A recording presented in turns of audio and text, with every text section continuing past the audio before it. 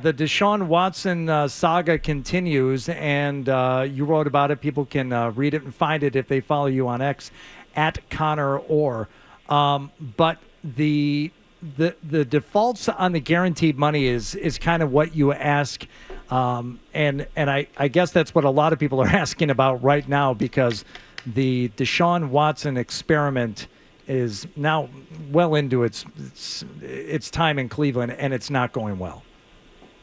Yeah, I mean, from a personal standpoint, it's kind of sad that it took him not being good at football for us to start taking, for the Browns to start taking the content of these allegations seriously. But at this point, if you look at the content of the contract, there's language in there that, for example, if he were suspended by the NFL for something that he did not previously disclose to them, and there's a couple other clauses in there kind of related to that they could move forward in the process of trying to default on the guarantees. Now, would this be a drawn-out legal battle? Absolutely. Is it going to get complicated? 100%. But there does look like there is a means to an end if the Browns want to go in that direction. And we don't even know if that's for sure the case yet. Conor, I think back to when this deal was made by the Browns, and there was a lot of pushback from NFL owners who just thought this was setting a bad precedent to fully guarantee a $230 million contract. And part of the reason Lamar Jackson took so long to sign, I think he was trying to get the Ravens to do it, and they weren't going to do it. And what I'm getting at is, do you think that this is going down a conspiratorial road here? I understand it, but do you think that if the Browns wanted to get out of it, they would have some assistance from the NFL because they don't want this precedent to they don't want this to happen ever again with guaranteed contracts? Well, it's a good question, and it could work both ways, right? The NFL could say, okay, you made this bed, now you get to lay in it, and the other owners are going to say, don't let them back out of this because we want this to be something that they have to carry around, for the rest of eternity. And then it's even more of a warning sign for other teams not to do this, right? So I could see it working both ways, but certainly, and again, we are miles down a path that we're not even, stepping one foot on yet, but maybe there could be, an advantage to the NFL just saying, hey, we just kind of want to get rid of this at this point, A lot of it has to do, too, with how the owner is held in what type of standing around the league.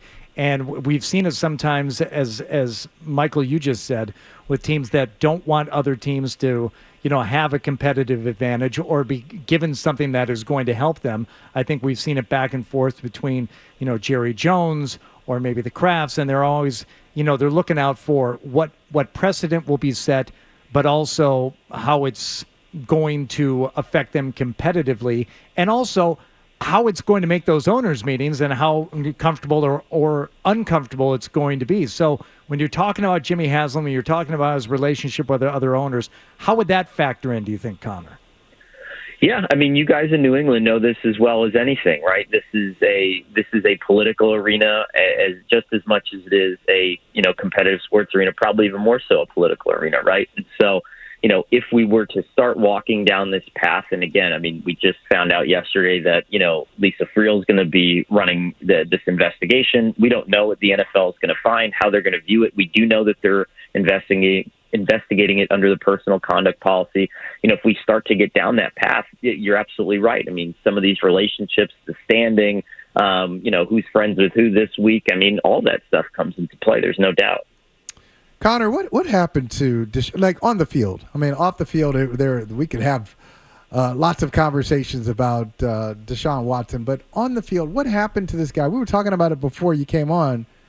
That last year in Houston, he was incredible. Nearly 5,000 yards, 33 touchdown passes. He rushed for, almost 400 or 500 yards. He's a bad quarterback now, or a below average quarterback. What happened to Deshaun Watson?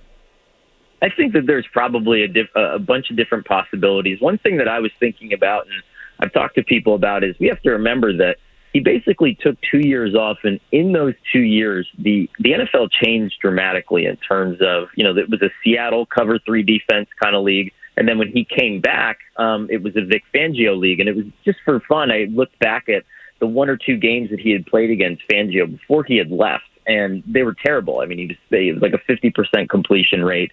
Had some of his worst games against those defenses, and now the schemes have evolved. They're much different than the ones that he was playing against. Now it's a Fangio thing, or maybe even a Mike McDonald kind of Ravens-inspired defense. Those are different. They're harder for quarterbacks to attack, and we're seeing different kinds of quarterbacks succeed than maybe we were in 2018, 2019. So that could be part of it, and certainly just having your image completely flipped upside down. You're playing from a place that's just simply not confident. I mean, people are looking at you in a completely different light than they were a couple of years ago. And that is, I think what I see when I watched him last year, and then obviously in the first game, it's a lack of confidence that he has. And whether he thought he was the man, he thought he was that good before, now he just seems lost. He seems unsure of what to do, and whether it's, like you said, Conor, having to do with the schemes and the way the league has changed, or just seems incapable of performing some very basic things that you would expect even a backup quarterback to go in there and just, okay, I can at least handle myself without panicking. He seems like he's panicking or just unsure of what to do. And, I mean, the Browns have gone through, and I don't want to make them, a sympathetic figure in this story. They made this bed, but, they had Alex Van Pelt as his offensive coordinator last year, who's now in New England. And, he designed an offense that took a 40-something-year-old Joe Flacco to the playoffs. He's clearly talented. He's good at this. And so they switched to Ken Dorsey because Ken Dorsey designed a system for Josh Allen and Cam Newton, similar type players, okay? And now it seems even worse. And so they've gone to great lengths to try to meet him at some sort of a comfort level, but he's not stretching the ball downfield. Yes, there were some drops, some high-profile drops against Dallas, but not enough that we would say that that's something he can't overcome and keep throwing the ball downfield, and he's simply not. We're a long ways away from Cleveland managing to get any separation from Deshaun Watson, even if they want to get rid of him. I'm sure the players' union gets involved, and this is dragged out for at least the rest of this season. But say Cleveland can get out from under this contract somehow, legally or otherwise. Is there another team out there that would touch him immediately? Do you think that there would be another team after Houston got rid of him and all of this trouble with Cleveland? I know the way the NFL works, but I'm wondering, is there any other team that would touch him after this? Well, before I answer that, I'll say this. The Browns face Jacksonville, the Giants, the Raiders, and the Commanders next. So the Browns have 4 very winnable games coming up here. They could be 4-1, and we could be abandoning this, barring the outcome of the investigation altogether. And Deshaun could play better against lesser opponents. But that said, if it got to the point where the Browns went through a massive number of legal hurdles to extract him from the roster, and we could see what the NFL comes up with on this investigation, I mean, I'd have a hard time rationalizing someone picking him up. But the NFL is a strange place. Conor, the column you wrote is really good because it talks about some of the things that can find a player in default of their contract, and it's talks about skydiving and hang gliding and rock climbing and race car driving, but then it gets down to all the league implemented stuff for conduct detrimental and for running afoul of different policies. So essentially, even though this civil case brings up an incident that allegedly occurred in 2020, I believe. 2020, yeah. Yeah. Would it still fall under their guidelines, and is it now essentially in the league's hands in terms of whether or not they're going to be able to do anything that would help the Browns, if that's what they want, to find him in default of his contract? So that's my read on it now. The league initially no commented earlier in the week when I asked if they were going to look into this. And then, yesterday we had the announcement that they would look into it under the personal conduct policy. And if you look at the allegations, and this is just purely my read on this, they do seem like an escalation from the previous allegations that were made against Watson. It does seem like there was, they were more serious, right? The allegations against him this time around. And so if you're the NFL, do you say, hey, this is not a continuation of these previous 24 allegations. This is, the behaviors escalated.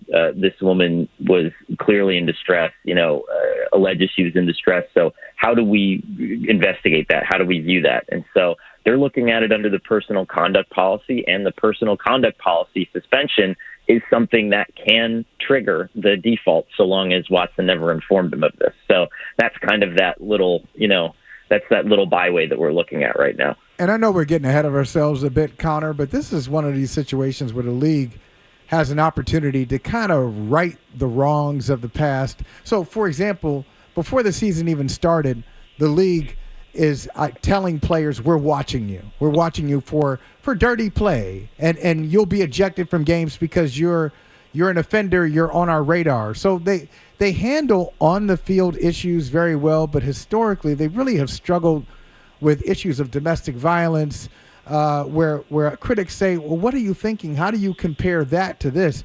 And in Deshaun Watson's case, he's no stranger to the personal conduct policy. He's already been suspended for 11 games his first year with the Browns. So if something happens here, you can't rationally come back and say, 5 games, 10 games. You may have to take him out for a season at least. Yeah, I mean, it's interesting, right, because we had Judge Sue Robinson who handled the last case. And one of the reasons that Deshaun didn't get a full season suspension, if you remember, there was the reports that that's what Roger Goodell wanted, or some sort of an indefinite suspension. And Judge Robinson, basically in her summation of the case, said, you guys don't have any sort of uniform policy on this. Like, you guys are all over the place on this. And so I'm acting within the guidelines of your previous rules.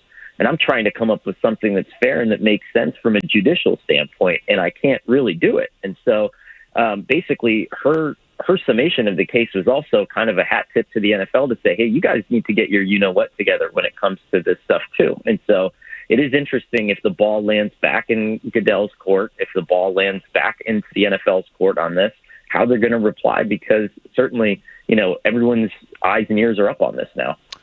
Before I let you go, Conor, just real briefly here, moving away from the Deshaun Watson conversation, your power rankings in the NFL. Where did the Patriots be? And I know the answer, Conor. Number 5. No, I just Whoa. I know the second part. I know where they ended up in your latest power rankings, but where did they start the season and where are they now? I thought you were going to ask me about them picking them to win the AFC East last year. No, I'm well aware of that. I had that in my back pocket. We'll skip over that. They waited too long to get that signature victory, I guess, for me. But I think I had them starting the season maybe like 29th or 30th. Progress, right? Where are they, and where are they now? They are. I'll tell everybody. No, I have it in front of me. I was going to say, while I'm looking it up. Yeah, 26. Woo! That's it. 26, baby. Up 3 notches to number 26. Where's that pole bump that we were looking for? You beat a top 5 opponent. You can go from 29 to 26. Yeah. You guys are like Northern Illinois. We'll see where they're ranked this week. You know what, Conor? I buried receiving votes. I buried the lead. Why don't you tell these two knuckleheads here who are sitting with me who's number 2 right after the Kansas City Chiefs? It's got to be the Detroit Lions, right? That's right. It's got to be. Power. Ranking 2. Restore the roar. I think it's too low. Put him at 1. Got to put him at 1. I like it. Conor, thanks so much for the time. We appreciate it. If you like that clip, and how could you not? Check out more videos from Toucher and Hardy here. Point slightly up and to the left. For more Patriots analysis and opinion, hit this playlist. Point slightly down and to the left. And for the latest from the Sports Hub, download at 985thesportshub.com.